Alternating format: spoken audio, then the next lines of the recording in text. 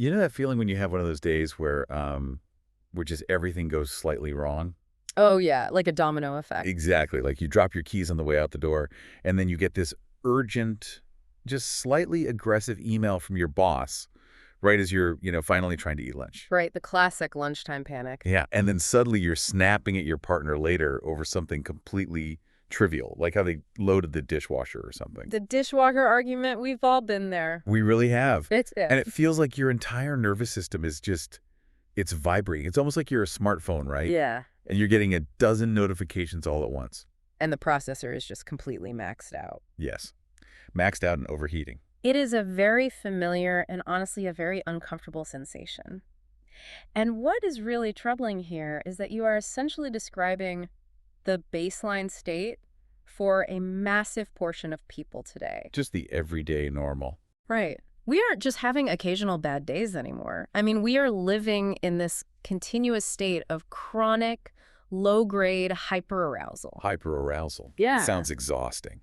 It is, because our evolutionary hardware, which, was designed to occasionally run away from a predator in the woods, is completely mismatched with this modern environment. Because there are no predators, just emails. Exactly. Just an environment that demands constant, high-stakes performance and this endless digital connectivity. And because everybody is walking around with this vibrating smartphone feeling, we just kind of accept it as normal. Yeah, we normalize it. We think, well, this is just what being an adult in the 2020s feels like. But today, we are going into a deep dive on why that absolutely does not have to be your normal. Far from it. Right. We are exploring how you can fundamentally rewire that baseline. And today's source material is this incredibly eye-opening 2026 paper. It's from the Vedic Science Journal. A fascinating publication, yeah. Written by Professor Jatinkumar H. Soni.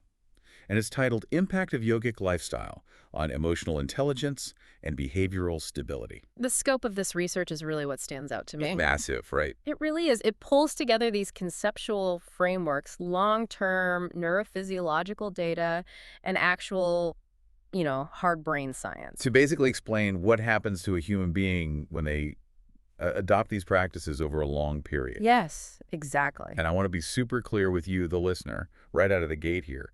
Our mission today is not about just stretching at the gym. No, not at all. We aren't talking about putting on your expensive athleisure wear and touching your toes in a heated room for an hour on a Sunday. Now, that can be nice. It can be. But we are exploring the hard, peer-reviewed science of how a sustained, holistic yogic lifestyle literally changes the brain's physical structure. The actual biology of it. Yeah, your nervous system and your everyday behavior. Okay, let's unpack this. Because before we can fix the problem, we really need to understand the mechanics of exactly what is broken in our modern minds. Right. And the paper's core premise paints a pretty stark picture of our current environment. I mean, we live in systems that are just heavily performance-oriented. Everything is a metric. Yes. And saturated with these rapid technological and social changes. And when you are exposed to that kind of environment without proper mental buffers. The shock absorbers, basically. Right. It actively degrades your psychological resilience. The sheer volume of information processing alone just causes heightened anxiety. Just from processing too much stuff. Exactly. And the result is impulsivity and completely inconsistent behavior. Yeah. You are no longer choosing how to act. Just reacting. Your nervous system is just constantly reacting to whatever threat is right in front of it. Reacting versus responding. There's a huge distinction there. A vital one. Because when you're constantly bombarded, you don't have the mental bandwidth to pause, assess a situation, and actually choose how you want to act. You just fire off a reaction. Right. Which usually isn't your best self. Definitely not. And the proposed antidote to this reactive state, at least according to the research, centers entirely around developing what we call emotional intelligence. Or EI. Right, EI. And the paper breaks emotional intelligence down into this sort of multidimensional toolkit. Okay, what's in the toolkit? Well, it includes self-awareness, which means you can actually recognize when your heart rate is spiking in the moment. Like realizing, oh, wow, I am really stressed right now. Exactly. Then there's emotional regulation, which is the actual ability to turn that spike down. Got it. Empathy is in there too, so understanding the emotional states of the people around you.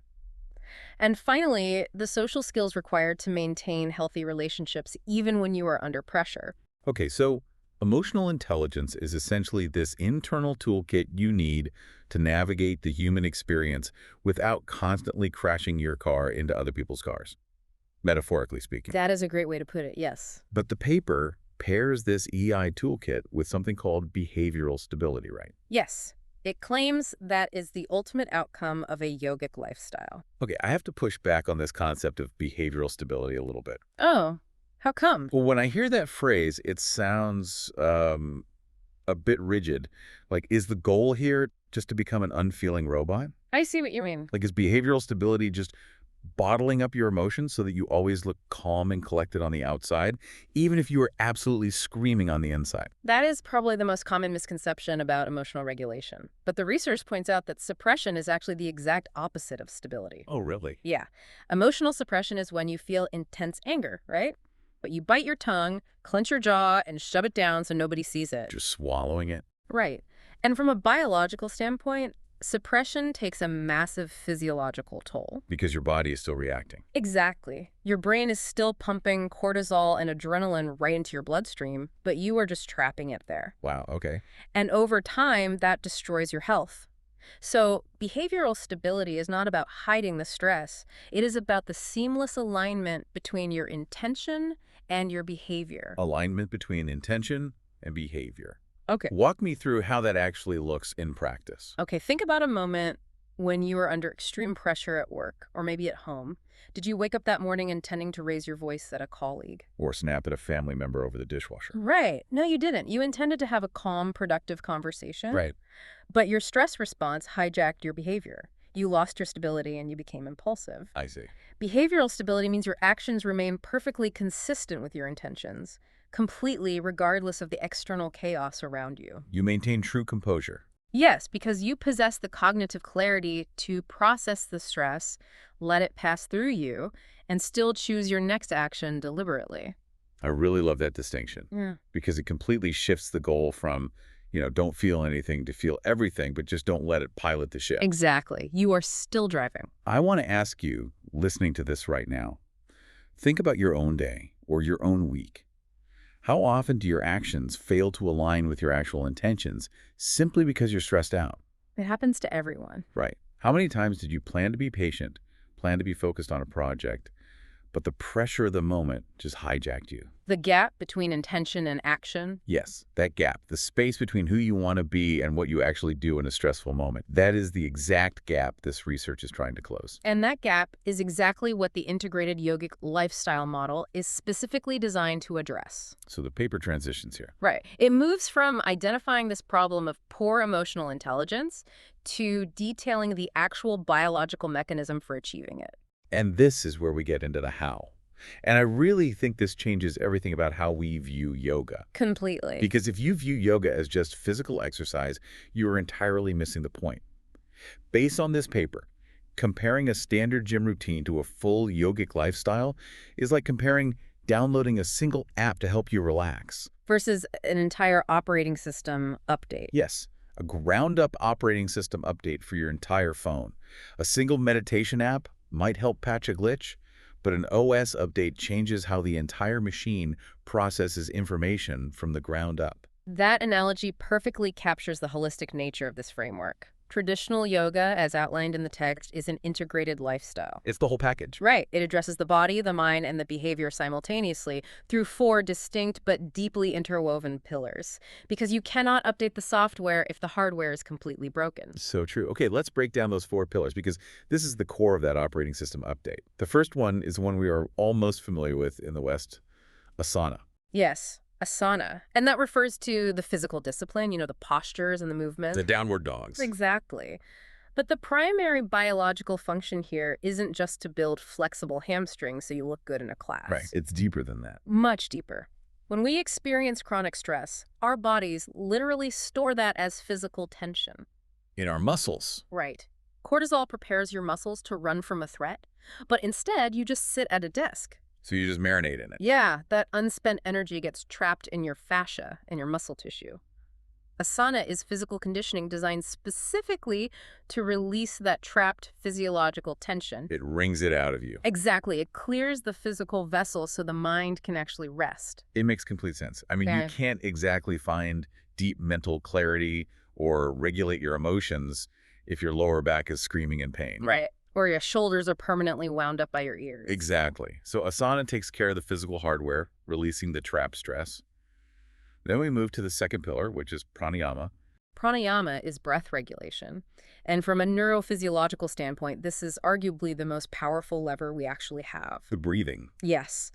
The paper details how breath regulation directly manipulates the autonomic nervous system. Which operates in two modes, right? Right. You have the sympathetic, which is your fight or flight response, Right. and the parasympathetic, which is your rest and digest mode. And most of us are just stuck in that sympathetic fight or flight mode all day because of the emails and the traffic. Exactly. We live in sympathetic drive. Mm-hmm. But when you engage in pranayama, particularly slow, prolonged exhalations, you are physically stimulating the vagus nerve. The vagus nerve, that connects the brain and the body, right? It does. It wanders from your brain all the way down to your gut. And when it's stimulated by deep breathing, it releases a neurotransmitter called acetylcholine. Okay, what does that do? It acts like a literal physical brake pedal on your heart rate. Oh, wow. Yeah. You are sending a direct biological signal to your brain, totally bypassing your conscious thoughts, telling it to shut down the stress response. So we have the body handled with asana, the nervous system actively downregulated with pranayama, and then the third pillar targets the mind directly, which is meditation. Right. Meditation is the mental training component. Its primary function is to enhance that self-awareness and emotional clarity we discussed earlier. The EI toolkit. Yes. It is the practice of observing your thoughts and your emotional states without immediately attaching to them or reacting. It's watching them happen. Right. It physically builds that mental buffer we talked about. It expands those milliseconds between a stressful stimulus and your behavioral response. Okay, so asana, pranayama, meditation, those three I think most people have at least heard of, even if they didn't know the exact neurobiology behind them. Sure. But the fourth pillar is where the true lifestyle shift happens. And it's something that is almost always left out of the westernized studio version of yoga, yama and niyama. What's fascinating here is that yama and niyama represent the ethical and behavioral framework of the yogic system. Ethics. Yes. We are talking about strict adherence to concepts like nonviolence, truthfulness, self-discipline, and contentment. Which you don't usually see in a gym schedule. Right. In the West, yoga is often stripped of this ethical framework to make it purely secular or strictly fitness-oriented. Makes it easier to sell, maybe. Perhaps. Yet, when we look at the psychological research cited in the paper, this ethical component is the linchpin. It provides a behavioral framework that radically reduces internal conflict. Let's dig into that internal conflict because the biology of ethics is just so fascinating to me. It's incredible. If you spend an hour meditating on a cushion, breathing deeply, but then you spend the rest of the day lying to your coworkers, gossiping, or acting selfishly. You are creating massive cognitive dissonance. Right. Your brain has to hold two competing realities, which requires immense cognitive load. It's exhausting for the brain. And that dissonance physically dumps stress hormones right back into your bloodstream. That is precisely the mechanism. If your daily actions continuously violate your own internal ethical code, or if you are constantly managing lies and conflicts, your nervous system remains in a state of subtle chronic stress. You're doing it to yourself. Yeah.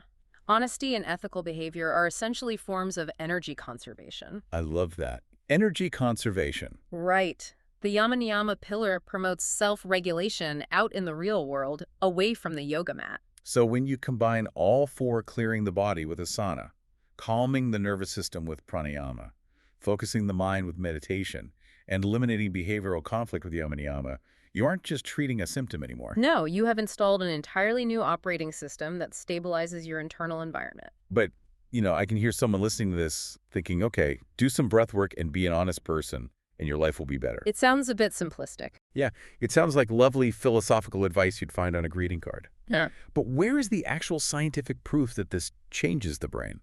Because we promised hard science today. We did. And here's where it gets really interesting. This paper doesn't just rely on ancient texts or philosophy. It synthesizes major longitudinal neurobiological research. And the longitudinal aspect is vital here. It's not just a weekend thing. Right. We aren't talking about a study where people did yoga for a weekend retreat and filled out a survey saying they felt nice on Monday. A self-reported questionnaire. Exactly. The paper looks at studies spanning 6 to 12 months, tracking the cumulative physical changes in the brain and body against control groups. Real data. Yes. They use validated tools to measure emotional quotient, perceived stress, and they even utilize brain imaging. I want to spend some time on the neurophysiology of this 6 to 12-month brain rewire. Because what happens to the prefrontal cortex is kind of staggering. It really is. So the prefrontal cortex is the evolutionary masterpiece of the human brain. Right behind the forehead. Exactly. Sits right there behind your forehead. And it is the executive command center. It is responsible for complex decision-making, logic, and most importantly for our discussion, emotional regulation. Okay, so it's the boss. Right. Meanwhile, deep inside your brain, you have the amygdala, which acts like an alarm system. The primitive part. Yeah. When the amygdala detects a threat, it floods the body with adrenaline. So if we go back to the car analogy, the amygdala is a massive, roaring sports car engine, and it just wants to go fast. Just 0 to 60 instantly. Right. And the prefrontal cortex is the braking system. That is a brilliant way to picture it. And the research demonstrates that regular, sustained yoga and mindfulness practice actually induces neuroplasticity in the prefrontal cortex. Neuroplasticity. The brain physically changes. Yes. The neural pathways in the prefrontal cortex become denser and more efficient. Sustained practice physically thickens and strengthens the braking system. Wow. It physically thickens. It does. It enhances the brain's ability to govern those primitive emotional centers.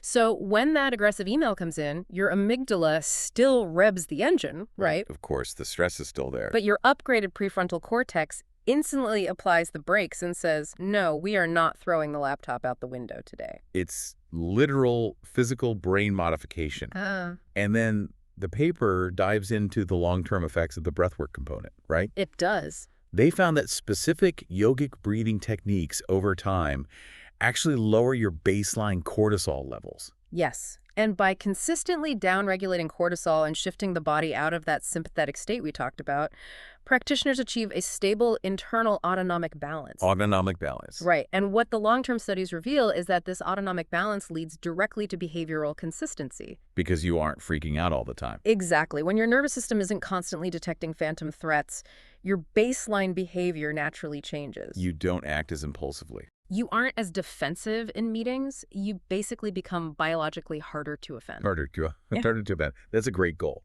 And to top it off, they look specifically at meditation and emotional reactivity. Yes, the mental pillar.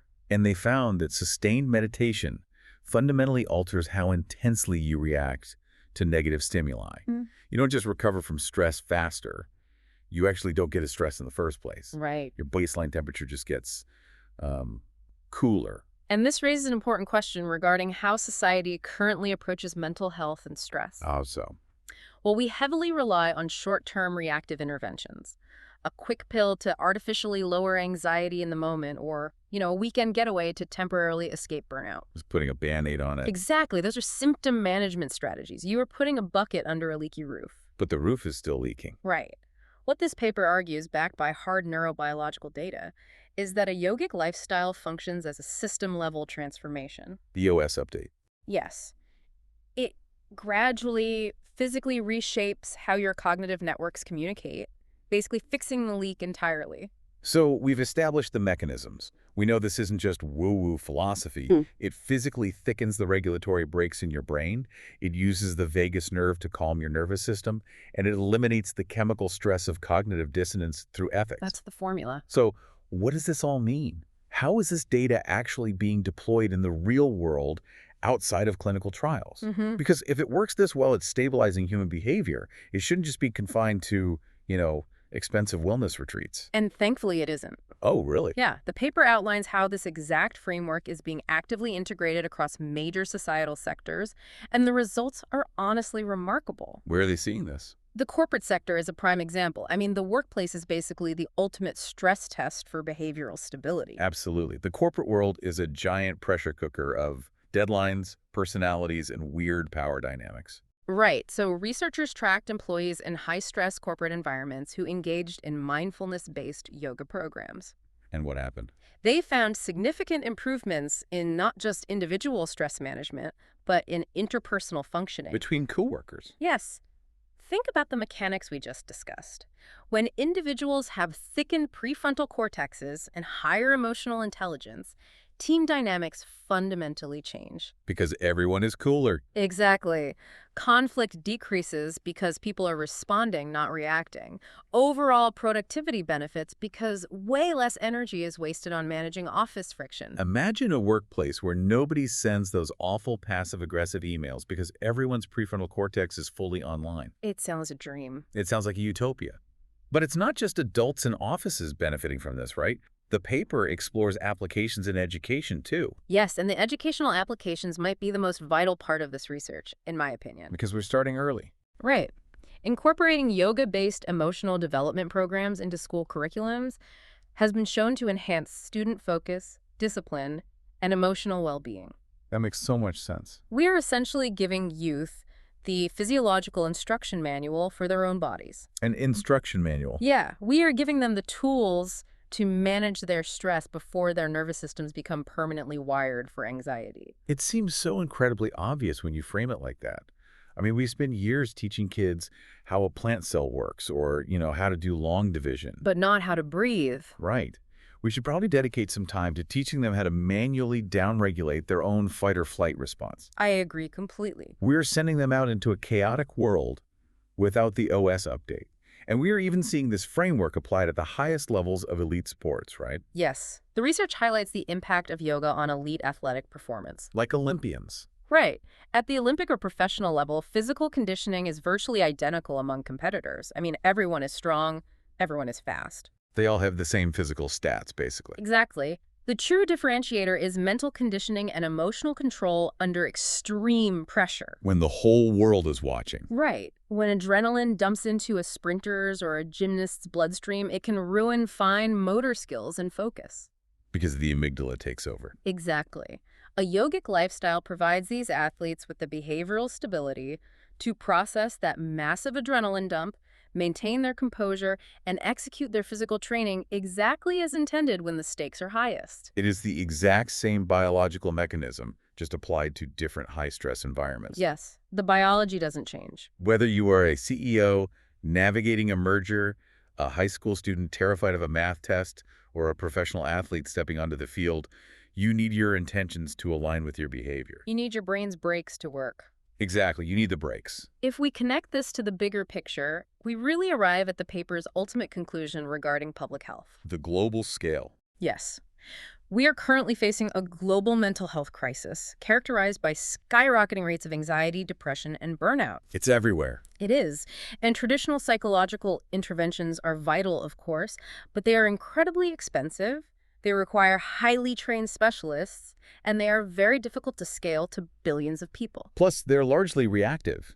You usually only go to a professional after the engine is already smoking and you've blown a tire. Precisely. The holistic yogic lifestyle model offers a highly scalable, incredibly low-cost strategy for global public health. Because anyone can do it. Right. It is a true preventive mental health intervention. By integrating physical tension release, autonomic breathwork, mental training, and an ethical behavioral framework, we have a scientifically validated, accessible tool for human development. It really is a complete ground-up operating system update for the human condition. Very well said. So, to quickly recap for you listening, we started by looking at how our fast-paced, highly demanding world leaves us scattered, flooded with cortisol, and impulsive. The vibrating smartphone. Right. But the hard research clearly shows that by adopting a comprehensive yogic lifestyle, and remember, not just the physical stretches, but addressing the physical, mental, and ethical dimensions simultaneously, you have a scientifically backed shortcut to becoming a more emotionally intelligent, resilient, and stable human being. It's about changing the baseline. You aren't just learning to ignore stress. You are physically rewiring your brain and nervous system's ability to handle the world. It is a profound paradigm shift. It moves us away from viewing well-being as a luxury you try to achieve in an hour-long class, and redefines it as a continuous, biologically sound way of interacting with yourself and your environment. Which brings me to a final thought I want to leave you with today. Yeah. When we started, we talked about that horrible feeling of your nervous system vibrating like an overwhelmed smartphone. Yeah. And we broke down the 4 pillars required for the full system update. Three of those pillars: moving your body to release tension, breathing to stimulate the vagus nerve, and meditating to thicken the prefrontal cortex. They feel very biological. We understand the science of them. They are very tangible. Right. But the fourth pillar, yama and yama, the ethical principles, usually feels different. We usually think of ethics as just a moral compass, like a societal agreement about being a good person. Right, something philosophical. Exactly. Yeah. But based on this paper and the science of cognitive dissonance, what if living ethically isn't just about morality?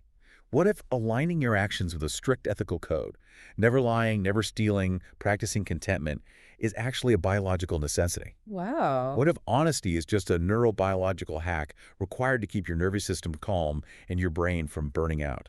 Thank you so much for joining us on this deep dive. We'll catch you next time.